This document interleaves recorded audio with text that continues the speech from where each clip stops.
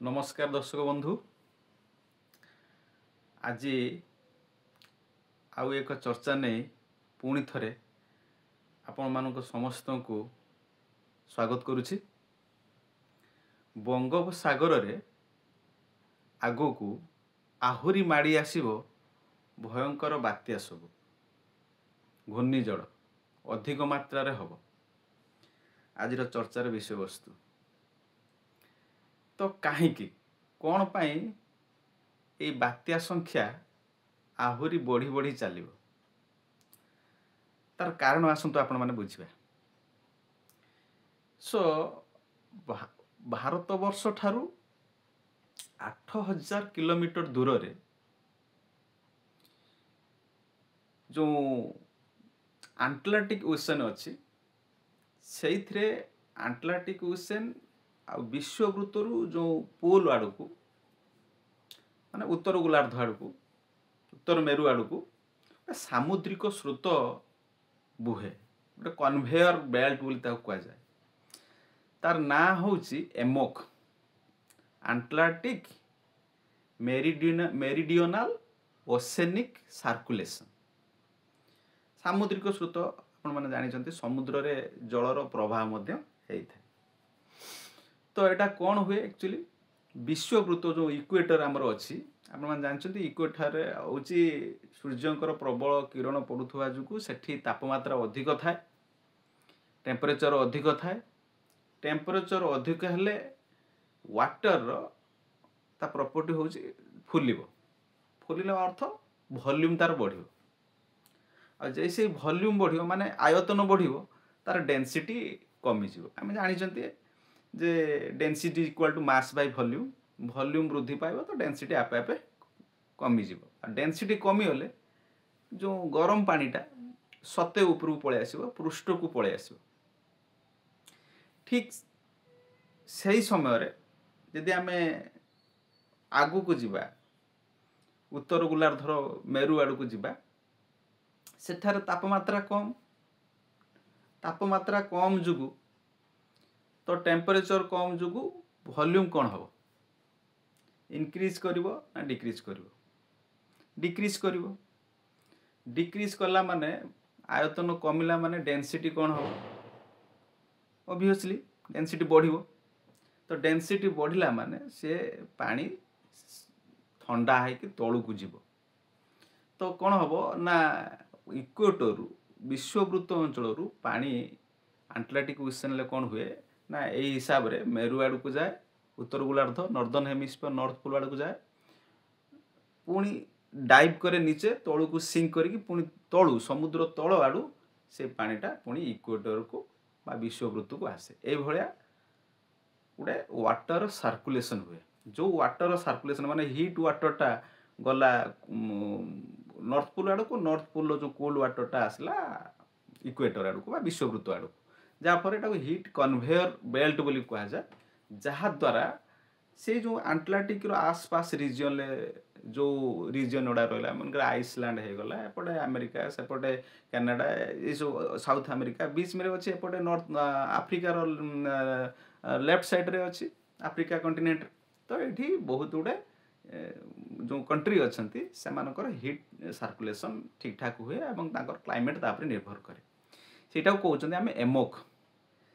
तो साइंटिस्ट माने कहते से एमोक धीरे धीरे धीरे धीरे कौन होगा जाऊँगी खत्म होगा जाऊँगी बा से जिनसटा जो सर्कुलेशनटा हो तार रेटटा धीरे धीरे धीरे धीरे कमी जाऊँगी। तो कौन पाई कमी जाऊँगी तार कारण से कौन बतौଛନ୍ତି ना आप समस्ते गोटे वार्ड सहित एवं परिचित एवं बुद्धिजीवी माने समस्ते आज से परेशान होगी अच्छा से वार्ड आपण जना से हूँ ग्लोबल वार्मिंग। सो ग्लोबल वार्मिंग कौन विश्वर तापमात्रा वायुमंडल तापमात्रा धीरे धीरे बढ़ी चलती कहीं ना ड्यू टू आम मानक human activities industrialisation vehicular emission जो कार्बन फुटप्रिंट बढ़ुची स्पेशली कार्बन डाइऑक्साइड आ मिथेन गैस आउ एटमॉस्फेयर ह्यूमिडिटी ज्यादा रोचे से तापमात्रा बढ़ी चलती। आपण मैंने गोटे कथा जानते जे नॉर्थ पोल जो अच्छी सॉरी नॉर्दर्न हेमिस्फीयर जो अच्छी जो इक्वेटर जो नॉर्थ आड़ को जो अच्छी ସେଥିରେ ବେଶୀ ଲ୍ୟାଣ୍ଡ ମାସ୍ ଅଛି, ବହୁତ କଣ୍ଟିନେଣ୍ଟ ଗୁଡ଼ା ଅଛନ୍ତି, ଲ୍ୟାଣ୍ଡ ମାସ୍ ଭୂଖଣ୍ଡ ଜ୍ୟାଦା ବହୁତ ଗୁଡ଼ା ଅଛି, ଯୋଉଥିପାଇଁ ସେଠି କ'ଣ ହେବା କଥା ସ୍ଥଳଭାଗ ଆଗେ ମାନେ ସବୁବେଳେ ଗରମ ହେଇକି ରୁହେ ଜଳଭାଗ ଅପେକ୍ଷା। ସାଉଥ ସଦର୍ନ ହେମିସ୍ଫିୟରରେ ବେଶୀ ୱାଟର ବଡିଜ୍ ଅଛି, ଜଳଭାଗ ଅଛି। ଇକ୍ୱେଟରରୁ ଯଦି ଆମେ ଷ୍ଟାଣ୍ଡାର୍ଡ ଅଫ୍ ରେଫରେନ୍ସ ଭାବରେ ନେବା ତ ସେଇ ହିସାବରେ ନର୍ଥ ପୋଲ୍ କ'ଣ ହେବ ନା ବେଶୀ ଗରମ ରହିବ, ନର୍ଥ ଆଡ଼କୁ ନର୍ଦର୍ନ ହେମିସ୍ଫିୟର ବେଶୀ ଗରମ ରହିବ, ସଦର୍ନ ହେମିସ୍ଫିୟର ଥଣ୍ଡା ରହିବ, ଏଜ୍ ୟୁଜୁଆଲ୍ ନର୍ମାଲ। କିନ୍ତୁ ଅସୁବିଧା କ'ଣ ହେଲା ନା ଯେଉଁ ବିଶ୍ୱ ତାପମାନ ବୃଦ୍ଧି ଯୋଗୁଁ, ଏ ଯେଉଁ ଗ୍ଲୋବାଲ ୱାର୍ମିଂ ହେବା ଯୋଗୁଁ, ତ ତାପମାତ୍ରା ବଢ଼ିବା ଯୋଗୁଁ ନର୍ଥ ପୋଲ୍ରେ ଯେଉଁ ଆଇସଲ୍ୟାଣ୍ଡ ରହିଗଲା, ଗ୍ରୀନଲ୍ୟାଣ୍ଡ ରହିଗଲା, ସେ ଯେଉଁ ଗ୍ଲେସିୟର ସବୁ ଅଛି, ସେ ଗ୍ଲେସିୟର ସବୁ ତରଳୁଛି। ତରଳିଲେ ତଳ ସର୍ଫେସ୍ଟା କ'ଣ ଅଛି? ପଥର ଅଛି। ପଥର ଗୁଡ଼ା ସବୁ ତଳ ଯେଉଁ ବରଫ ପଡ଼ି ତା ତରଳିଲେ କ'ଣ ହେବ? ତଳେ ପଥର ଅଛି ବ୍ଲାକ୍, ଆଉ ବ୍ଲାକ୍ ବଡି ଜାଣିଛନ୍ତି ହିଟ୍ ଆଲବେଡୋ ଯେଉଁ ଆମର କନସେପ୍ଟ ଅଛି, ସେ ବ୍ଲାକ୍ ବଡି କ'ଣ କରେ ନା ବେଶୀ ହିଟ୍କୁ ଆବଜର୍ଭ କରେ, ଆଉ ବେଶୀ ହିଟ୍କୁ ଆବଜର୍ଭ କରେ ନା ଆହୁରି ହିଟ୍ ଅଧିକ ତାପମାତ୍ରା ଯୋଗୁଁ ବରଫ ଆହୁରି କ'ଣ ହେବ? ତରଳିବ। ତରଳିଲେ କ'ଣ ହେବ? ବରଫଟା ସାଲାଇନ୍ ୱାଟର ନୁହେଁ ନା, ବରଫଟା ଫ୍ରେଶ୍ ୱାଟର, ମଧୁର ଜଳ। ତେଣୁ ସିଏ ଯେତେବେଳେ ପିଘଳିବା ଆରମ୍ଭ କରିବ, ତାର ପରିମାଣ ଯେତେବେଳେ ବଢ଼ିବ, ଟେମ୍ପରେଚର ଯେତେବେଳେ ଥଣ୍ଡା ଟେମ୍ପରେଚରରେ ବଢ଼ିବ, ସେତେବେଳେ କ'ଣ ହେବ ନା ସାଲିନିଟି କମ୍ ହେବା, ଡିଷ୍ଟର୍ବାନ୍ସ ହେବା ଯୋଗୁଁ, ସାଲିନିଟି କମ୍ ହେବା ଯୋଗୁଁ ଲବଣାକ୍ତ ଜଳ ମିଶି ପାରିବନି ଶୀଘ୍ର। ତ କ'ଣ ହେବ ନା ଡେନ୍ସିଟି ସେମ୍ ଟେମ୍ପରେଚରରେ ତୁମର ଡେନ୍ସିଟିଟା କ'ଣ ହେଇକି ରହିବ ନା କମ୍ ହେଇକି ରହିବ, ଯାହାଫଳରେ ସେ ଯେଉଁ ନର୍ଥ ପୋଲ୍ ଆଡ଼କୁ ଯିବା ବେଳକୁ ଯେଉଁ ଆଣ୍ଟାର୍କଟିକ୍ ଓସେନ୍ର ଯେଉଁ କରେଣ୍ଟଟା ସେ ତଳକୁ ଡାଇଭ୍ କରୁଥିଲା, ସେଇଟା ଆଉ ଡାଇଭ୍ ହେବ ନାହିଁ, ତଳକୁ ଯିବ ନାହିଁ। ଯେଉଁ ସାର୍କୁଲେସନଟା ତଳ ଆଡ଼କୁ ଯାଇ ପାଣିଟା ପୁଣି ଇକ୍ୱେଟର ଆଡ଼କୁ ଆସୁଥିଲା, ସେ ସାର୍କୁଲେସନଟା ଆଉ ହେଇପାରିବ ନାହିଁ, କାରଣ ପାଣିଟା ତଳକୁ ହିଁ ଯାଉନି। ଯାହାଫଳରେ କ'ଣ ହେବ ନା ନର୍ଦର୍ନ ହେମିସ୍ଫିୟର ଯେଉଁ ଆଣ୍ଟାର୍କଟିକ୍ ରିଜିଅନ୍ର ଯେଉଁ ନର୍ଦର୍ନ ସାଇଡ୍ ଆଡ଼କୁ ସେଠି ସ୍ଥଳ ମାନେ ଜଳ ବେଶୀ, ଥଣ୍ଡା ଜଳ ବେଶୀ ରହିବ, ଯାହାଫଳରେ ସେ ଏରିଆଟା ବହୁତ ଥଣ୍ଡା ରହିବ। ଥଣ୍ଡା ରହିବା ଫଳରେ କ'ଣ ହେବ ନା ଏପଟେ ଯଦି ଆମେ ଇକ୍ୱେଟର କଥା ଦେଖିବା, ଇକ୍ୱେଟର ଥଣ୍ଡା ଜଳଟା ରହିବ ମାନେ ସାର୍କୁଲେସନଟା ହେଉନି, ମାନେ ପାଣିଟା ଏଠି ଯେଉଁ ବିଶ୍ୱବୃତ୍ତ ନିକଟରେ ଇକ୍ୱେଟର ନିକଟରେ ଯେଉଁ ଗରମ ଜଳଟା ସିଏ ତ ଆଉ ଯାଇପାରିଲାନି କେଉଁଠିକି ନା ନର୍ଦର୍ନ ହେମିସ୍ଫିୟର ଆଡ଼କୁ ଯାଇପାରିଲା ନାହିଁ, ପୋଲ୍ ଆଡ଼କୁ ନର୍ଥ ପୋଲ୍ ଆଡ଼କୁ ଯାଇପାରିଲା ନାହିଁ, ଆଣ୍ଟାର୍କଟିକ୍ ଓସେନ୍ ରେଫରେନ୍ସରେ କହୁଛି। ତ କ'ଣ ହେବ ନା ଇକ୍ୱେଟୋରିଆଲ ରିଜିଅନ୍ରେ ତାପମାତ୍ରା ଆହୁରି ବଢ଼ି ବଢ଼ିକି ରହିବ, ତାମାନେ ହିଟ୍ ଅଧିକ ହେଇକି ରହିବ, ଯୋଉଥିପାଇଁ କ'ଣ ହେବ ନା ଆମର ଯେଉଁ ମୌସୁମୀ ଜଳବାୟୁ କଥା କୁହାଯାଉଛି, ଯେଉଁ ମୌସୁମୀ ଜଳବାୟୁର ଗୋଟେ ଯେଉଁ ସାଉଥ ୱେଷ୍ଟ ମନସୁନ୍ ଯେଉଁ ଆମର ଯେଉଁ ଯୋଗୁଁ ଆମର ଯେଉଁ ବୃଷ୍ଟିପାତ ହେଇଥାଏ ଭାରତବର୍ଷରେ ବିଶେଷ କରିକି, ତ ସେଇଟା ଯେଉଁ ତାର କାରଣ ଆପଣ ଜାଣିଛନ୍ତି, ଗୋଟେ ITCZ ICTZ intercontinental tropical zone, sorry intertropical convergence zone ITCZ, ସେଇଟା ଯେଉଁ ଅଛି ସେଇଟା କ'ଣ ସେ ଲାଇନ୍ଟା, ସେ ଜେଟ୍ ଲାଇନ୍ଟା, ଜେଟ୍ ଷ୍ଟ୍ରିମ୍ଟା ଜଷ୍ଟ ଇକ୍ୱେଟର ନର୍ଥ ଆଡ଼କୁ ଅଛି। ଡ୍ୟୁ ଟୁ ଯେଉଁ ଟେମ୍ପରେଚର ଡିଫରେନ୍ସ ହେଲା, ଅଧିକ ଗରମ ଯେଉଁଟା ଥଣ୍ଡା ମାନେ ଅଧିକ ଗରମ ଇକ୍ୱେଟର ମାନେ ସାଉଥ ପୋଲ୍ ଯେଉଁଟା ନର୍ଥ ପୋଲ୍ରେ ଅଧିକ ଥଣ୍ଡା ପାଣି ଜମିଯିବା ଦ୍ୱାରା ତ ଏଠି କ'ଣ ହେବ ଟେମ୍ପରେଚରଟା ତଳକୁ ରହିବ କମ୍ପେୟାର ଟୁ ଦି ସାଉଥ ପୋଲ୍ ଆଡ଼କୁ। ଦକ୍ଷିଣ ଆଡ଼କୁ ଇକ୍ୱେଟର ଦକ୍ଷିଣ ଆଡ଼କୁ ତ ଅଧିକ ଟେମ୍ପରେଚର ହେବ, ଟେମ୍ପରେଚର ଡିଫରେନ୍ସ କ୍ରିଏଟ୍ ହେବ। ତ ଡିଫରେନ୍ସ କ୍ରିଏଟ୍ ହେବା ଦ୍ୱାରା ମନସୁନ୍ ଯେଉଁ ଜଳବାୟୁ ଆମର ରହୁଥିଲା ସାଉଥ ୱେଷ୍ଟ ମନସୁନ୍, ସେଇଟା ୱିକର ହେଇଯିବ। ଜଳବାୟୁ ମୌସୁମୀ ଜଳବାୟୁ ସେ ଟେମ୍ପରେଚର ଡିଫରେନ୍ସ ଦ୍ୱାରା ହିଁ କ୍ରିଏଟ୍ ହେଇଥାଏ, ତେଣୁ ମୌସୁମୀ ୱିକ୍ ହେଇଯିବ।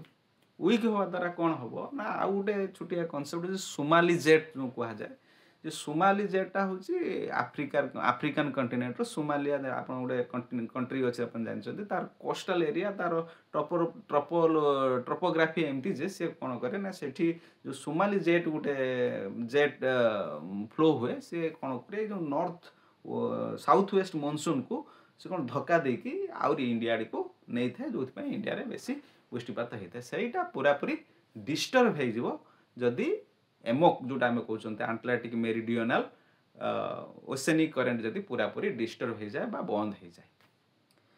ତେଣୁ ଆମର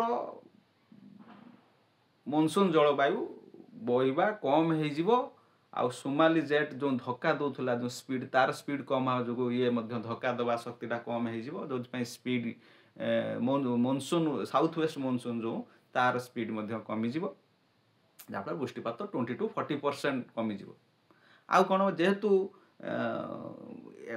नॉर्थ इक्वेटोरियल पाखापाखि एरिया टुवर्ड्स नॉर्थ टेम्परेचर अधिका रोचे तेणु अरेबियन सी आउ बेंगल बहुत तापमात्रा अधिका जो कौन हम ना चक्रवात सब बहुत अधिक या जानते जो घूर्णिझड़ या ड्यू टू प्रेशर जो लो प्रेशर जो अधिक टेम्परेचर रहिले एटा कौन हम ना उपरको उठिबो जाफल गोटे कौन हम ना लघुचाप सृष्टि जो डिप्रेशन जो तैयारी हम जाफल कौन हम अधिक बात्या आसबार